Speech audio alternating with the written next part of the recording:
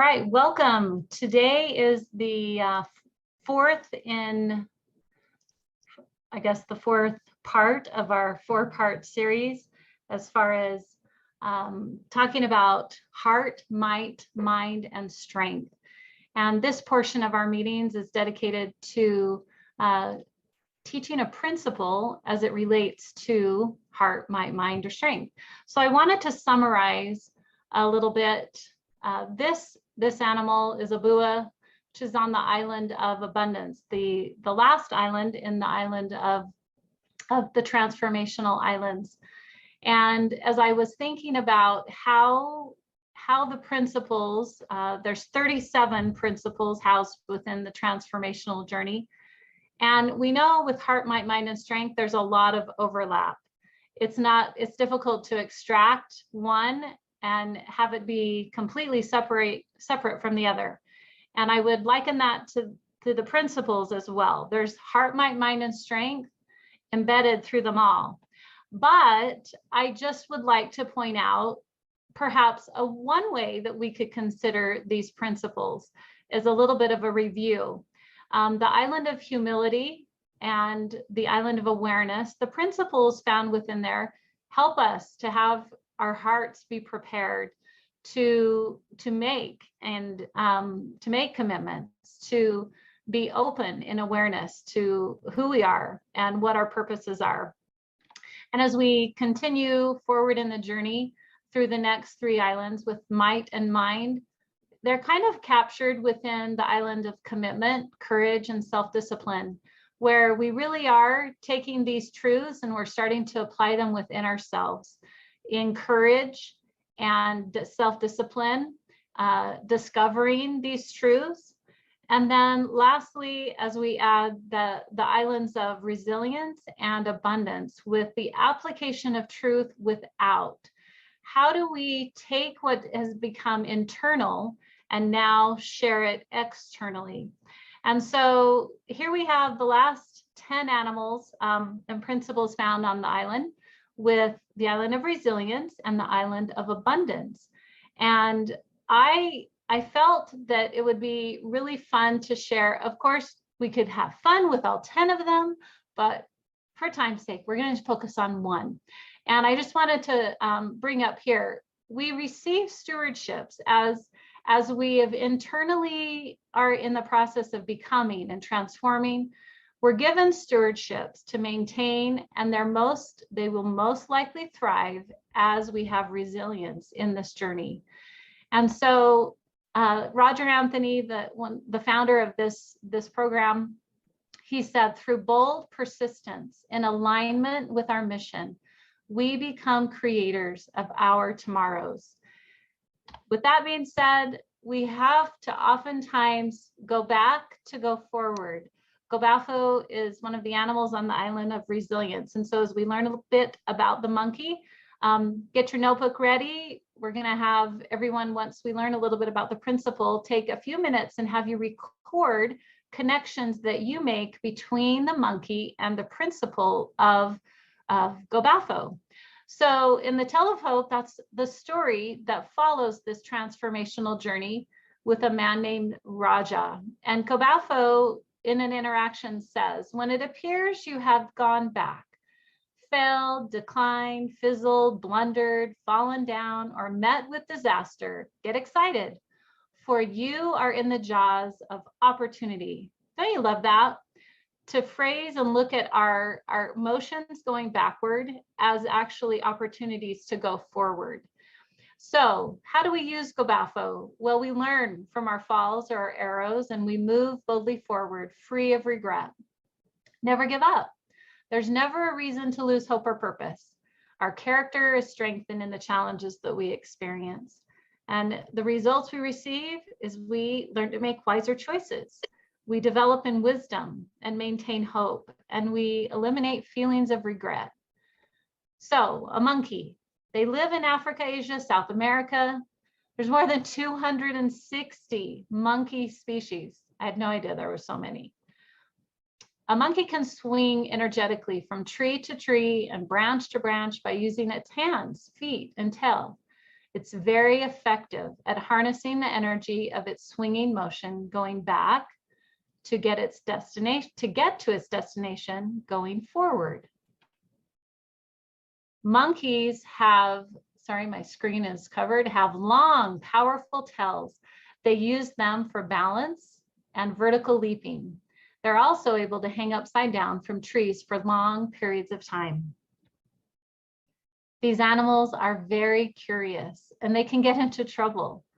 When in captivity, efforts have to be made to keep them entertained so they don't become destructive.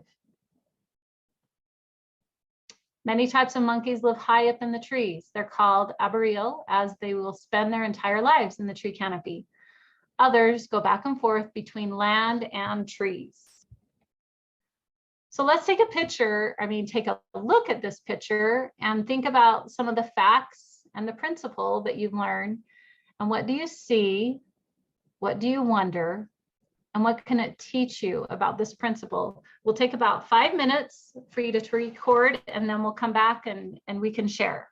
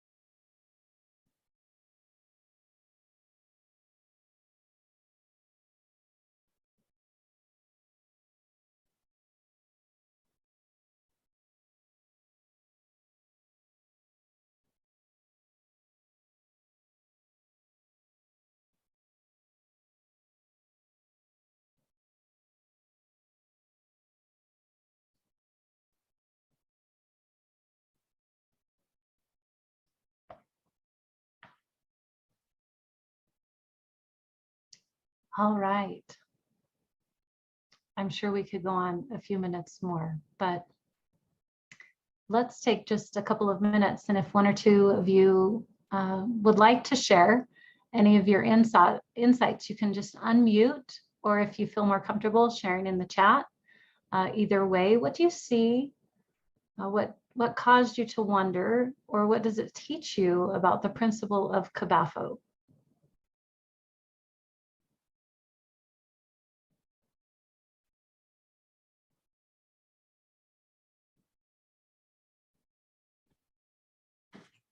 I'll share. I see powerful momentum. And what I wondered is, does the monkey feel like that backwards motion is not important, or that it's detrimental to his forward motion? Or does he understand that it's actually imperative, that he needs that experience of that backward forward motion to actually propel? And it teaches me that when we go in with that mindset, that whatever it is we're facing, whatever comes our way is actually for our good. And it's actually really the catalyst for us becoming more powerful, for becoming more prepared to be who we really are and do what we're really here to do. Then it makes all the difference. We can face those backward motions with extreme faith, and they become part of our hope. Thanks, Beth. I love that. Looking to see that backward motion as a powerful tool. Thank you. Anyone else? We have another minute or two, so feel free. All right, in our chat, let's see. Even when he's swinging backwards, his eyes are focusing forward. I can use my past experiences with the intent of helping me to move forward rather than just dwelling in the past for self-pity or any other negative purpose. So true. Thank you, Tara. I agree. I love really looking at the swinging motion.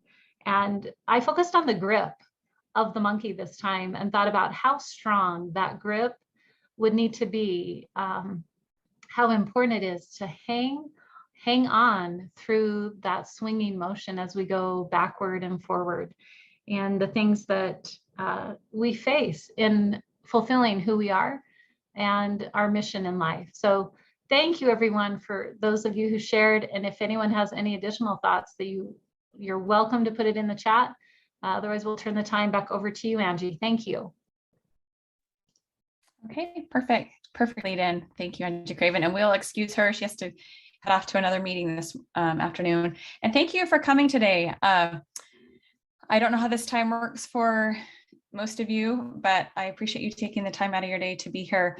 I don't know much about Amy. We just met her at the last conference, and I felt like she would be a great guest speaker to address this topic of strength. And often when we think of strength, we think of the physical, right? The exercising or the exertion that comes, but that is what it is, but we want to add another layer with this, that it's more than just that it's also, as Angie mentioned, the production side. What can we produce? And so what can we create? So we're going to turn the time over to Amy. If you'll introduce yourself, because we don't know a whole lot about you, and then go ahead and share with us what you are doing or what we can learn from you about that principle. Awesome. Can you hear me? So I have two screens going now. I think this is how it's going to work. I would just like to say that I am so happy to be here with you. I am so grateful for Zoom that connects us. And if I could, I would be best friends with you all. I love sisters, and I feel connected to you through the gospel of Jesus Christ, through the covenants that we've made with him and what that means. And so I'm so grateful. So I think I'll just start my presentation. I kind of introduced myself in it, and I'll try and screen share here. Let's see.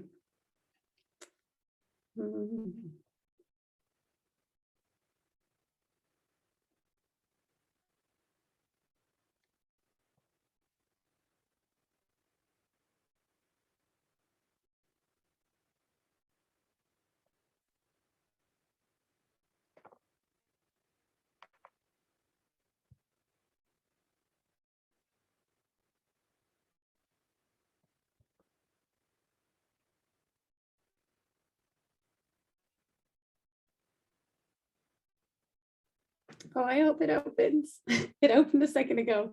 We'll see. It's kind of big. So while it's doing its thing, I'll just tell you. So our family, we live in Washington State right now. We just returned at the end of February from Russia. And if I do this, I think that you're going to see my notes if I pull my notes up, if I do a screen share, right? Can you see my notes if I do that? Does everybody see my notes? Yeah. That's obnoxious. So I'll just make those go away and we'll see if I can pull this off without notes. Okay. So we're the Andersons. We just returned home because of the war in Russia.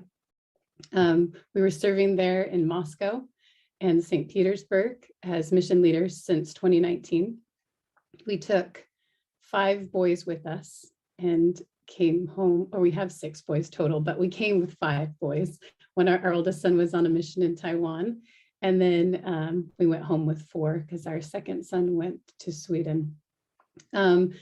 This picture is of us in June of 2020. And I think we had just become super casual. Like it was like shorts and pajamas so much that it was a Sunday. We had been doing at-home church and I was like, we've got to take a picture of this. And our older 2 boys were just about to leave. So I walked outside and my neighbor was walking out to walk her dog. And I said, could you take a picture? And she grabbed her patio chairs and she took a picture. And so that was June of 2020. And we had at-home church since March. We were still like surprised that it didn't just last 2 weeks of at-home church, but we didn't know that it would actually be till just this last January of 2022, that church opened up in Russia in person. And so in that time, our boys that were home, one was ordained a priest, one was ordained a teacher, and one was ordained a deacon. And so we had the sacrament at home. And we went to the sisters' home apartments and took them the sacrament because they were shut in and locked down. And we went to a lot of Russian grandmothers, babushki, and took them the sacrament. So it really was a sacred time. It was rough though. We found out in January of this year that we had grown out of all of our church shoes because we didn't super wear them around, I guess. I don't know. And we had grown out of all of our suits really because they just wore slacks at home. Yeah, so that's just a little. So I'm Amy. I'm from Washington State. I grew up in a little town called Seebeck. My husband is Michael. And then we have Bryce, Spencer, Eric, Dallin, Nathan, and Jeffrey. And I adore my boys. Let's see, how do I go to the next? I don't move that. Let's see. Just tap on it. Does that do it? Okay. So this is what really like my life is. This was at home church an hour after at home church. Sacrament meeting was in that same room. And so our life is a little bit wild. It's like a big dog pile, I guess. And I think people sometimes think, we're all put together. Maybe my husband and I sitting on the stand and I want to show them this picture. Say, no, this is what we really are. This is how things really are. Let's see. Got to remember which screen I'm moving here. Okay, so this was our boys as we were saying goodbye to them. Our son was leaving on his mission and our other son was leaving to university. And it was a great and dreadful day for us. We were devastated because we knew it would be a really long time until we were all together again. And of course, we were in Russia, so it just felt kind of awful, but so exciting for our boys. Again, they're so sweet.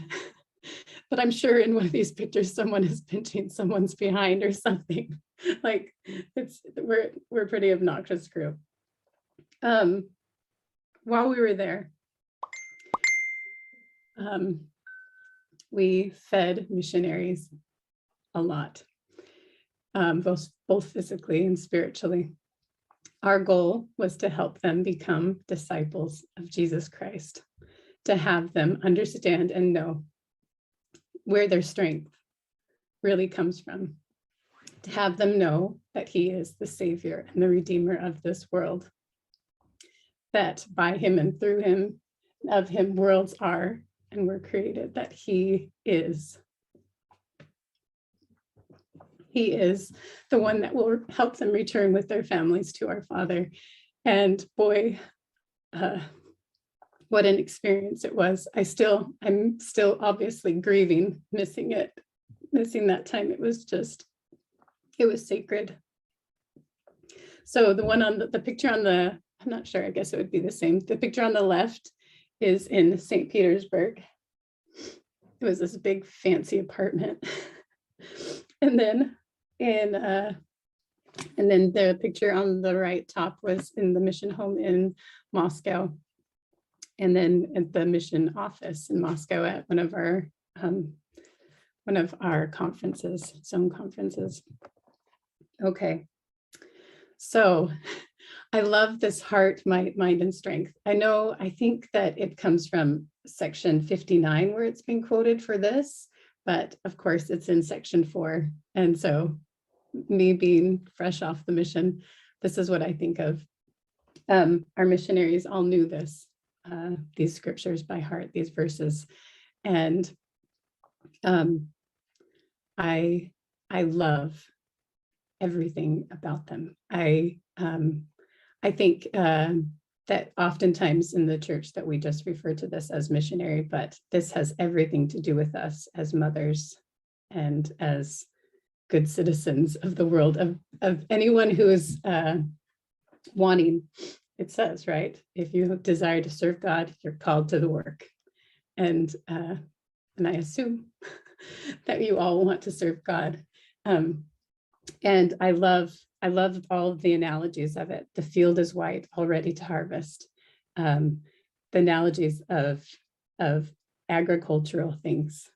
This is kind of where I'm going to go today with this. I love that Angie talked about how did it say? Like, I observe, I don't know exactly the order. I was trying to figure out my computer, but I see, and then I learn. I wonder. It's just so good. This is what I'm talking about today. This is where we learn, is if we'll slow down and look at what's before our eyes. In the airport, when we would pick up missionaries or drop missionaries off, there was a little cafe, and it had this big white sign that said urozhai. Urozhai, it means harvest. And the sign was white. It had like wheat and flowers. And I always said, we're taking a picture of this. The field is white, all ready to harvest. And so this became the picture that we took when they came in the mission, and the picture that we took when we left the mission, because they were going to a different field to perform a different work, but the same. Let's see. So this is a picture of my grandmother and her sisters. My grandmother is on the bottom right. And I interviewed her right before she was getting close to passing away. And I said, Grandma, I have so many questions before you go. And so I sat down with her and I said, I want to know what it was like to live through the Depression, the Great Depression. And this is what she said. She said, we were not depressed. We had our faith, our family, our friends, and our food. We had food. And I just love that. I can remember it because they all started with an F. Faith, family, friends, and food. And I've thought a lot about what that means when we think of what we really need to be happy and to thrive and survive in this world, and what we need to help our children know they need. They would need their faith, their family, friends, good friends, and some food, good food. And so this is where I come from. I come from, she grew up on a dry farm in Louisville, Idaho. And she was not poor or not rich by way of the world, but she was so rich and so many good things that she learned on this farm. And she taught them to me. She taught me how to see the Lord in all the things around us. This is a picture of our garden that we left when we left to Russia. And my friend actually put this book together for us and said, come back, look what you'll be coming back to. We actually sold our home and we actually came back and we were homeless. And our friends are letting us stay in their home. But I have always loved gardening and horticulture and how everything about it teaches me about God and the way he is in his patterns. And so I love that Angie talked about animals too. I think anybody, right? You can say everything teaches us of him. Everything denotes he's a God. Right? Elder Uchtdorf can tell you about airplanes and how they teach you about who he is. So gardening, it's very basic, right? It goes back to the very beginning. It goes back to our parents, our first parents. They were placed in a garden. And God left their presence. And they were told that you'll go and tend it and you'll find joy there. And I feel like maybe it's because it's so quiet, maybe because it's fresh air. I find that the garden is sacred. It's sacred space to me. I learned so much and everything feels like an analogy pointing back to God and his ways. I have people who tell me, I am just not a gardener like you, right? They assume that I have succeeded the whole time. And they'll say, you have a green thumb, I have a black thumb. And whenever they say it, I just want to say, like, stop, don't speak that way. When I think, what if Adam and Eve had said that? Yeah, me. What if our grandparents or great grandparents had said that and then believed it? Like, wow. Unfortunately, in the world now that we live in, we have forgotten, in a large sense, the garden and what it means and what it can teach us. I led, I don't know if everyone knows on here, TJ Ed. I led a Lemmy course, Georgics, for 2 years. And the first principle in Georgics is providence, to recognize that everything you need has been provided for you. Will you recognize that it's there? And will you do something about it? Right? Will you see it? Well, I wish I would have written all those things down that she said. But it's just, I think that's what we're lacking, right? You can't be in nature. Well, this is the scary thing about nature. I see people worshiping the nature rather than the creator. That worries me when I say, oh gosh, what are we doing here? So rather than the one who actually made it and the one who invites us to be creators with him and to work with him and learn from his ways. And so I love the garden. I love everything that it teaches us. And prophets have asked us to get back in the garden. I could read a ton of quotes. They're from when I was a little girl. It's like it was spoken, and so let it be written, so let it be done, but maybe it wasn't done as well as it should be. And now the prophets are saying, hear him. And he's telling me still, I don't know what he's telling you, but he's telling me, get a garden in and teach your children how to grow food so that they can feel somewhat secure and that they can learn about Jesus Christ. So when we are seeking to learn, when we're seeking to teach about helping or helping children find their strength within them, we would teach them to, I loved I'm going to go back a little bit. So was it Tim Hall that spoke, and he talked about product-based learning or something, production-based? Oh, absolutely. This is good stuff, right? So it's like you begin with the end in mind. This is the children and youth program of the church. It's exactly that. It's God's pattern, right? We see it. We see that he said, there's matter, unorganized. Let's go. Let's make a plan. We're going to organize it together. And then he always reflects on what he does. What he has a vision of what could be. He makes a plan. He acts, and then he reflects and he says, it is good. Sometimes for me, I go through this process and I say, this is not good. Whatever I did here, whatever I put in the soil is a mess. But to teach in the garden, we begin with the end in mind. For my children, I can take them on the internet and show them pictures of beautiful gardens and show them what could be. So in regards to growing, when I forgot to say, I am super into heirloom seed saving. I think that this is a super important thing that should be happening. Now, of course, it's parallel in the scriptures. Seeds are referred to both to put in the ground and as our offspring, right? And so we're talking about saving seeds of every kind, but especially our offspring. But in saving seeds, we find that in a fruit, there is something that can occur if we will work with the laws that govern that seed.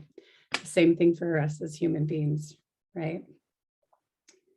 I don't know if I put my little program all in order, but like the strength is within us all. It's divine. It's so interesting, right? To think of how, so I live on a peninsula. You can get there by a bridge or by a ferry boat. And my dad growing up, he would say, I don't know if people realize how precarious this is sitting out here.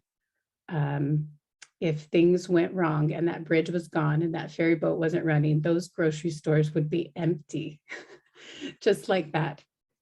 And so we can think of that in regards to preparations in food storage and in growing our own food, but also we can think of that in preparing ourselves spiritually for when hard things come, when earthquakes, maybe figurative or figurative earthquakes come, when we're uprooted and placed somewhere maybe that in a position we don't want to be.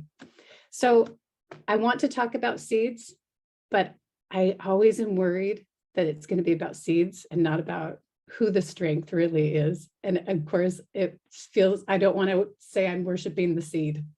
I'm worshiping the creator of it. So the Lord is my strength and my shield. My heart trusted in him and I am helped. Therefore, my heart greatly rejoices, and with my song, I will praise him. The Lord is their strength, and he is the saving refuge of his anointed. Save your people and bless your inheritance. Shepherd them also and bear them up forever. I don't know why I don't know this better. Does everyone else know this so much better? I just looked this up and was like, oh, I love this. It's so good. I don't know. You know, I think that maybe in the church that we worry about using his name in vain.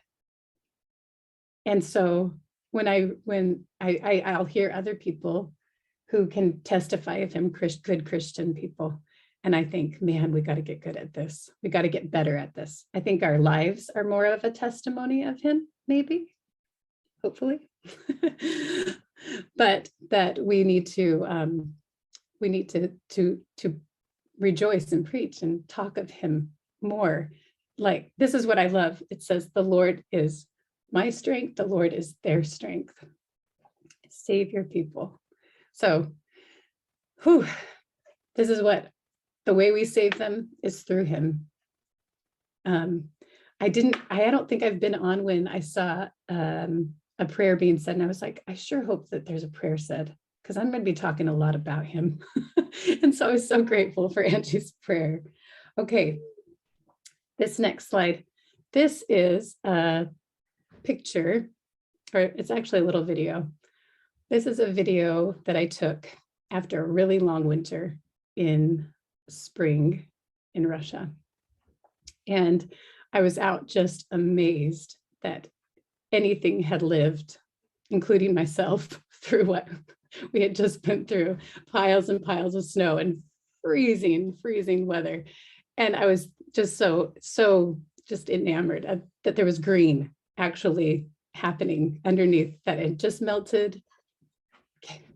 And in Russia, you feel the burden of what has occurred there. You feel the weight of the tragedies that have happened there. And I thought, as I walked through this forest, that this must have been what got them through communism and so much death and so much sadness, that these seasons, recognizing these seasons, showed them that Christ was aware of them and still had hope for a future and hope for another season. So I'm not sure how this is going to work. Maybe I think it should work. I'll have to like put my speaker up, I think, close, but I'm going to play this. And while it's interesting that Angie said, look at this and tell me what you think. So I want you to look at this, and this is what I was going to say. What do you see? What do you hear? And what do you feel?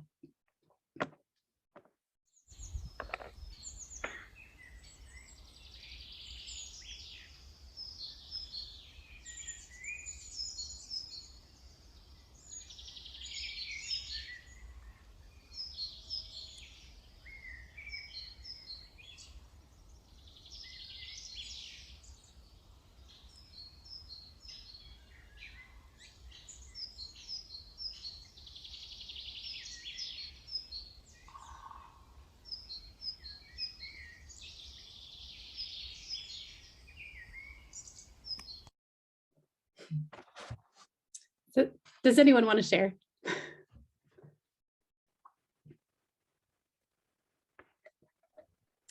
I'll say something. I love the sound of the birds.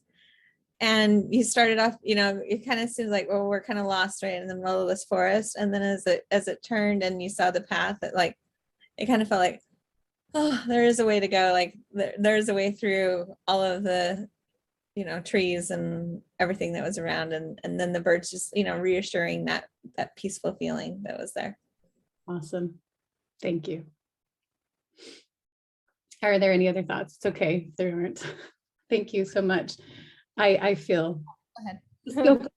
No, yes, go I ahead. was just going to say just peace and love. And, it was interesting because it felt safe.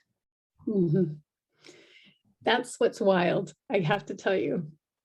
So we were yanked out of Russia. We came back to America and we felt safer in Russia than we felt here. And everyone assumed that there were tanks running down the streets there. But no, America really is struggling. And my boys say every day, when are we going back to Russia? Not that we don't love America. I love America. There has been a shift, and I think we have all seen hearts have shifted, and there's been a sifting, and it's been kind of devastating to watch and to see. I watched it from a distance in Russia for 3 years. I would see the news that was playing about my America, and I just wept. So sad. Okay, so if we start with our seedlings, we see that the strength of a seed actually lies in submission. And I'm going to actually pull my notes up just so I can read the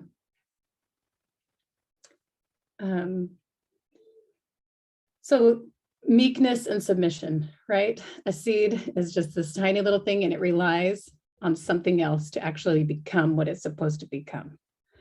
And so in Mosiah 3:19, it says, "For the natural man is an enemy to God and has been from the fall of Adam and will be forever and ever, unless he yields to the enticings of the Holy Spirit and putteth off the natural man and becometh a saint through the atonement of Christ the Lord, and becometh as a child, submissive, meek, humble, patient, full of love, willing to submit to all the things which the Lord seeth fit to inflict upon him, even as a child does submit to his father." So we see the seed in its natural state has to put something off actually to grow to its next state, to grow to a place where it's open to take something in. We know, like, it's hopefully been planted in fertile soil and living water has been poured upon it, and there's warmth. And so this is kind of like, we can think of our children as seedlings, right? That we need to plant them in a firm foundation in Christ. We need to pour on the living water, which is Christ.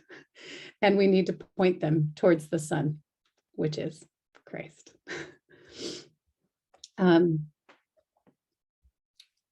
Let's see. And then, of course, they become saplings. And when I think of, I guess we're talking about trees here, not everything becomes a sapling. But I think of my plants. When I start my plants indoors under lights, and I've got them on a nice warm thing that keeps them wanting to grow. And then I start thinking, well, it's not going to do good for them anymore to just be in this situation. I've got to start moving them out. And so I start the hardening off process, where I'm putting them out with a little bit of wind so that they can experience the wind and that they can send their roots down deeper. But I don't put them out all day long, every day even. I just kind of feel, where are they at? I think they need a little bit more. They're in kind of a greenhouse of sorts, right? Our children, when they're in our homes, we can protect them from the real storms of life and from the elements that they're not ready to face and experience because their roots aren't deep enough, and their roots haven't figured out especially how to take everything in that they need to take in to grow stronger. Let's see. And then they become young trees. They're strong enough to go out in it, but we don't just leave them alone then. We help them to know how to repent. We prune.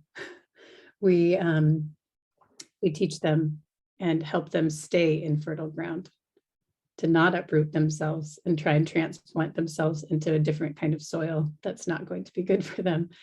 And let me see. I'm just going to look at my notes because I don't want to. Yeah. So they still need careful attention and need to know how to navigate the storms of the world. One thing that we learned really fast was that our missionaries were exposed to a lot of just yucky stuff. They'd been before their mission and they were on their mission, just exposed to things that were contrary to everything, to God's plan. And to find out as individuals where they were struggling. Like, this was not just a, hey, you're here so you can baptize people in Russia. This was, we were saving, hopefully, right, them, because they are the next generation that will bring forth fruit. And not just because of that, because we really loved them as individuals. They were just so good. And to hear about the hard things that they had experienced, and then to address those things. So I think of, like, young trees, we're going to start seeing like pests and spots and things that are on them, and we need to address that. We need to address it with, we can't just pretend like it's not happening and be like, well, that's life. Like, no, you sit down with them and address it. You help them reconnect with God and to feel that he is the way, the truth, and the life. And so, let's see. So then we don't just, this is where it's hard for me. So I have a new adult. I mean, he's been an adult for a while, but he was doing his own thing. Like he went on his mission and then he was without us. We were still in Russia and he's doing his own thing. And I feel like, did I create enough of a relationship that we can continue to speak about things that matter and talk about the things that matter so that he will stay on the covenant path, that he will feel connected to God always. And so I think that's one of the most important things that I'm learning is that because he's struggling, he struggles. And I guess like we all do, but he struggles in a different way than I do. And so I'm learning how to help him and help him remember who he is, who he really is.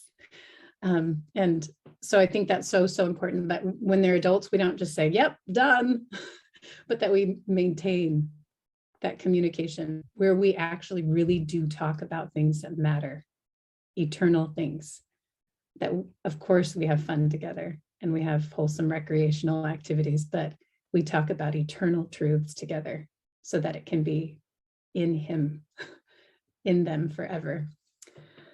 So I guess just real quick, and I don't want to say real quick because in closing, I hope that I've testified enough about Christ. I feel his love in all the world around me. And I know that, I mean, even as my husband's pulling up a scene of what's happening in Ukraine, and, you know, I think if we all just knew and followed him, it would change everything. And so this is what our children need. This is the strength that they need. And we all know it, but we all have to remember it and remember and do it over and over again.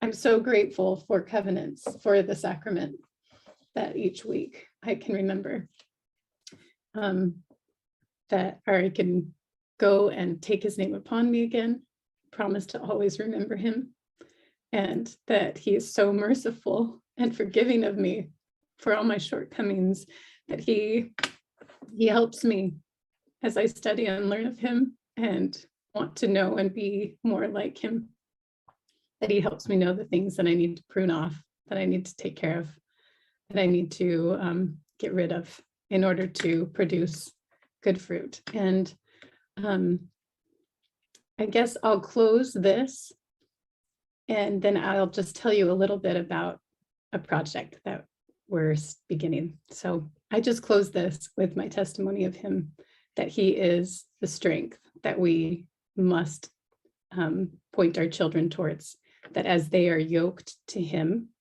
their burdens in life are made easy and light, that he is the way, the truth, and the life. And no man cometh unto the Father, but through him. I know it. I have experienced his love and redeeming power over and over again in my life. And I love him. And I can't wait to actually say it to his face.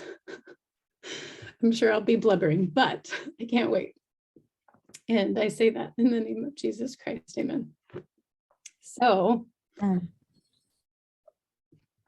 let me real quick tell you, we've been talking about seed saving. Is anybody aware of this at all? Like interested in this?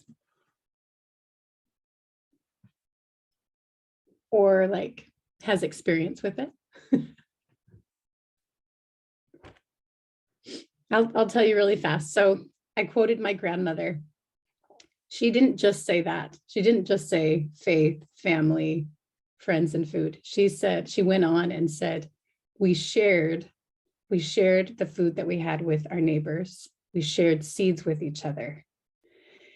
And I remember as she told me those things, I went, whoa, whoa, whoa, because all of a sudden seeds were this commodity that was, as money was useless, seeds meant something. And so I started reading some more things actually about the Depression. I read about the farmer who walked with his wheelbarrow into New York City filled with corn seed, and all of a sudden he was worth more than the richest banker because his money was worthless. But this corn could feed people, it could grow more food, it could feed animals. And I just thought, whoa, we have got to figure this out as a people. Like, we've got to like wake up and recognize. And so there's already a kind of a movement out there for seed saving. And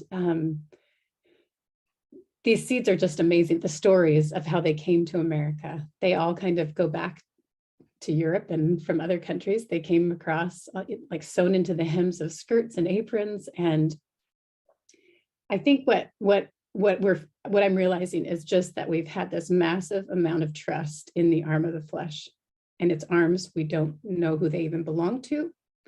We just see like grown in Mexico, and we're like, I wonder, just massive trust. And so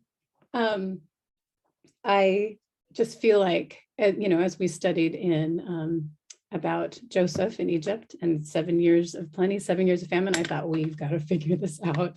Like, if toilet paper isn't a sign and all of this, then we've got to figure this out. And so my friend Robin Jones and I, we would just really love to start wherever the church is established, seed banks, that no matter what happens, that there will be no poor among us. So right now where I live, there's a bishop storehouse. Is that where everyone lives, or is that just where I live? There's a bishop storehouse. And so when President Biden said there would be food shortages, we had given away all our food storage before we left on a mission. I'm not sure how wise that was, but we did it. We couldn't put it in storage. So we went and we were like, let's go buy some more food. Well, we went there and they said it had sold out within minutes, like just gone. And I mean, so much food. And so I said to Michael, you know what else they should have here? They should have a seed bank, because it was right when people would be growing food, right? And so my goal is to somehow get the women of the church. We want to call this certain seeds.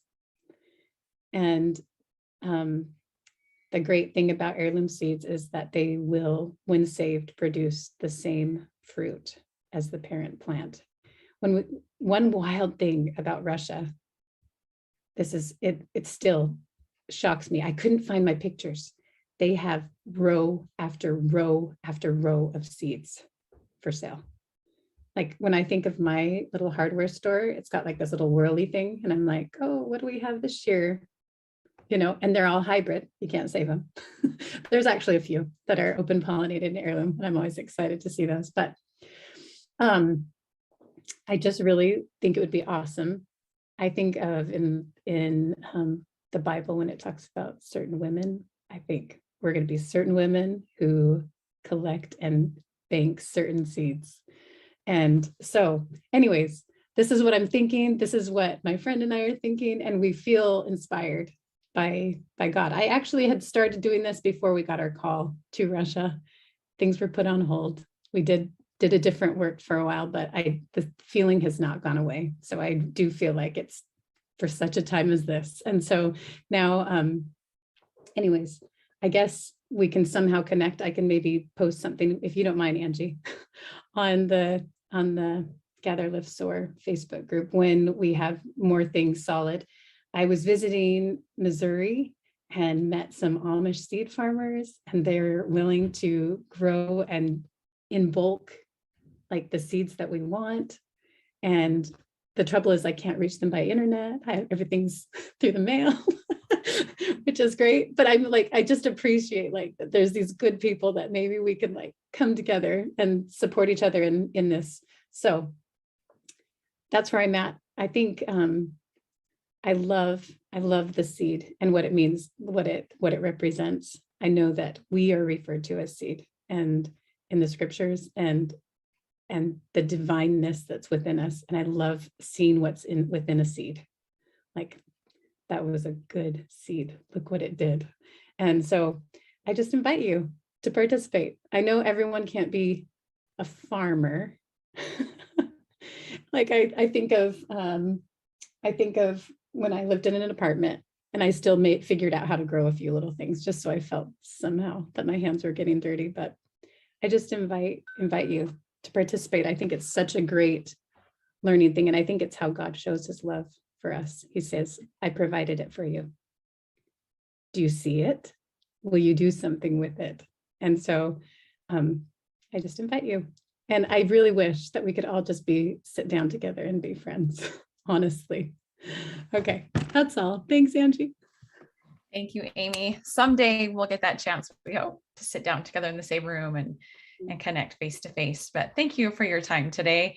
While I just give a couple of closing announcements, if you want to jot in the chat really quick, a takeaway from today, something that impressed you, or that a thought that came to mind, or something that was said, or that you felt that really that you can take away from today. Thank you for your time, Amy, and for those inspiring words. Just a reminder, our final in this series is going to be on Tuesday. This one was supposed to be on Tuesday, but Amy had a conflict, and we just appreciate her being willing to work around that. But it's Tuesday, and it will be on the mind, Tuesday at 1 o'clock. And the person we have invited is Julie Johnson, and she helped to start Mount Liberty College. It's a liberal arts college in Utah, and she will speak on the mind. And after that meeting, we have we'll make an announcement of what the next happenings are for this group, and you're always welcome to be a part of. Amy, if you want to post on Facebook as soon as you have something put together, that even if it's just starting to create an email list, and those who want to be a part of that can put that information in the chat so you can start gathering people. That would be whatever you want to put there. It's for us to all kind of collaborate together. And I just wanted to really quick point out something that Tara had said in the comments. She said that we are like the lattice work right now. That in that last picture that you showed, where there were beautiful flowers on that lattice work, and she said, right now what we're doing is we're building that lattice work where we're strengthening each other and helping each other. I just love that imagery. Lots of good imagery today between the animals and the plants and everything. So thank you for being here all. We are going to close.